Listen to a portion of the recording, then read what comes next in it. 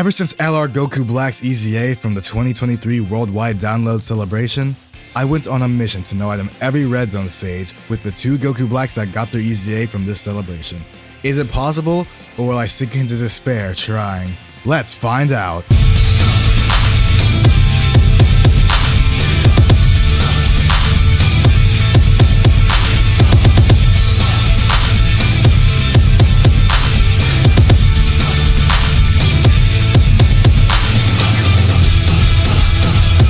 Starting with GT, first up we have Legic. Let's be real here, Legic is not even a real fight. Sometimes I can mistake him for a Link level up stage, even though I can't get Links in his fight. Anyway, next volunteer. Oh, hey Lude, how are you doing, you overgrown infant? Much like Legic, Lude was also not a fight, and honestly, for most Red Zone fights, only the last stage. But would I really be keeping my promise for this challenge by not providing commentary on every stage? The answer is yes, but I'm petty, so I'll be doing commentary for each stage anyway. Because it's fun. Now, Rildo.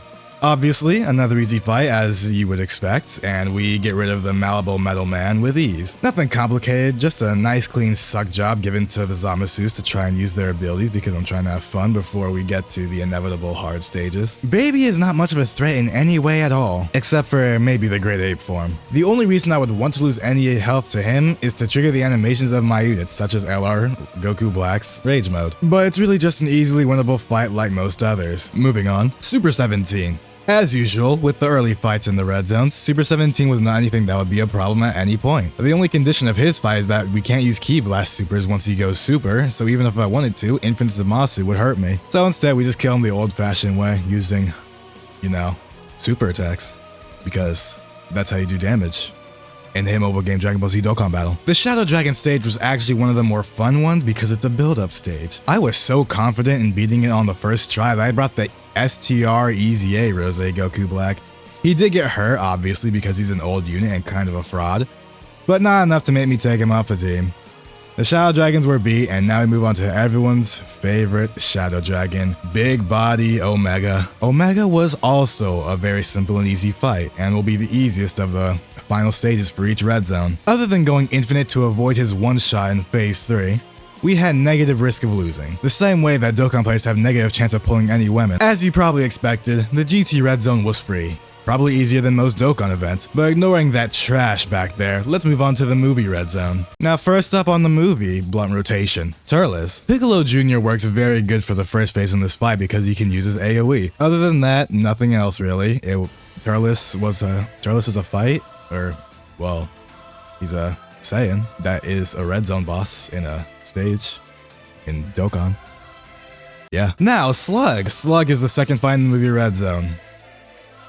Yes, on the movie stage for Cooler, another fight we can use Piccolo Jr. in because of the AoE potential in Phase 1. The only thing we'd have to look out for in this fight is his countdown super, but we easily kill him before that happens. Android 13. To beat 13, just load up on green units / tech units. It's literally all you have to do. His fight is not a challenge in any remotely possible way. Shoot, some people might say it's even easier than Turles' fight. Bojack, another fun fight that lets me bring Piccolo Jr. because of Phase 1.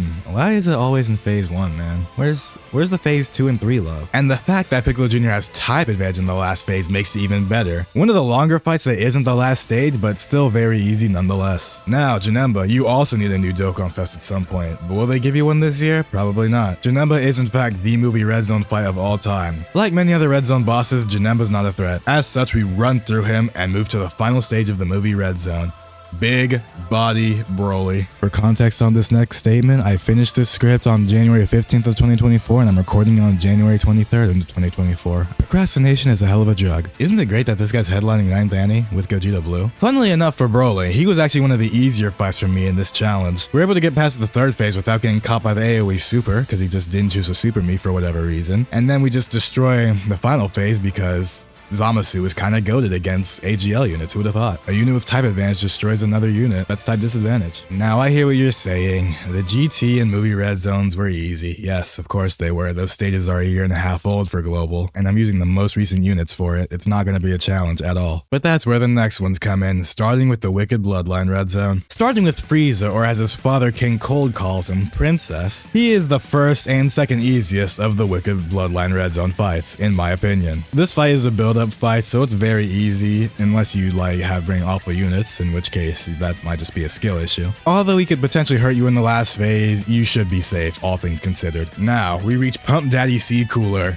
He is the strongest in the universe, where none can be his equal. This fight was a fight of all time and not very difficult, after I made a decent team for it. Listen, I tried to have fun, he said no, and I took that to heart. Now time for King Cold and his pretty princess. The easiest of the Wicked Bloodline fights because we get to bring Piccolo Jr. again. His AoE active is fun, alright? I like it. It's cool, the music is good. Shut up. But as you know, this fight is a wash and we move on to something more worth my time. Metal Cooler. Another easy fight that's nothing more than an appetizer for the final fight of this red zone. Step aside, Metal Cooler. The grown-ups need to talk. And for being another one of the grown-ups, you're nothing more than a fraud. The Cooler Core is free, and for one reason and one reason only. Gogeta Blue. You know, this red zone actually caught me a bit by surprise. Not because I'm bad at the game and team building, but because I got lazy and let Cooler one-shot me a few times. Not the core, but the regular Cooler fight. It unironically took me more attempts to beat him than the core, which proves to me that fun can't be allowed in this game. Only units that are borderline invincible.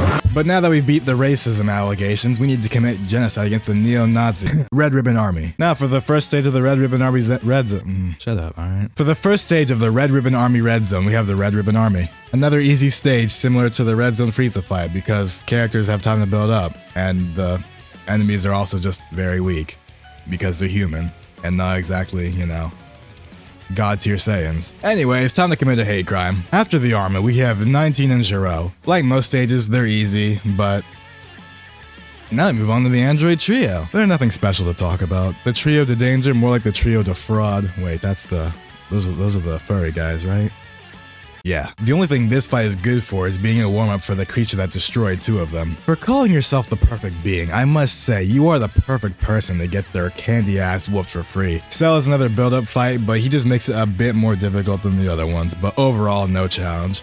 One way or another, he's a free clear. The Gammas. Now we get a fight that's actually good for this team, considering the fact that EZA Black needs to get super class units to be halfway decent. This fight is one of the more fun fights in the red zones. Unfortunately, it's very fast and easy. Cell Max, the end-all be-all for the Red Ribbon Army Red Zone, who hopefully gets his LR in part 2 of 9th Annie. He wasn't much of a challenge so much as a nuisance with how often he attacks. It's kinda toxic actually, like can you not?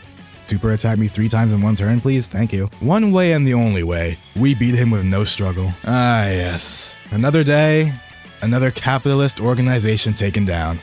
This is what I call imperialism, but that's showbiz, baby. And now, ladies and gentlemen, prepare yourselves for the finest of fights. The ruler of red zones, excluding 2 of these stages because they're awful now. The Dismal Future Red Zone. Starting off with Future 17 and 18. Anyway, they're the first and the easiest of the Dismal Future Red Zone fights, and like most of the first fights in the Red Zones, we cleared them, no diff. First form Cell.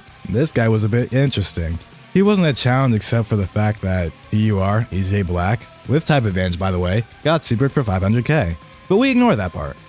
On the bright side, I got to use LR Rosé's active, and I don't get to see that often. So that's a win-win for me. We beat Cell and move on to the harder parts of this challenge. Goku Black, my favorite. Goku Black wasn't the hardest of the red zone fights in the world, but he still does a decent bit of damage.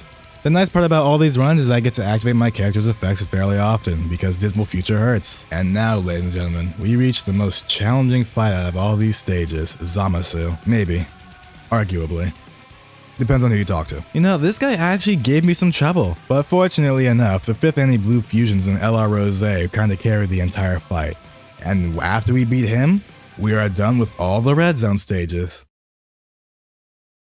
Now, I know what you're thinking. Why'd the screen fade to black after Zamasu? I thought it was another fight. Oh.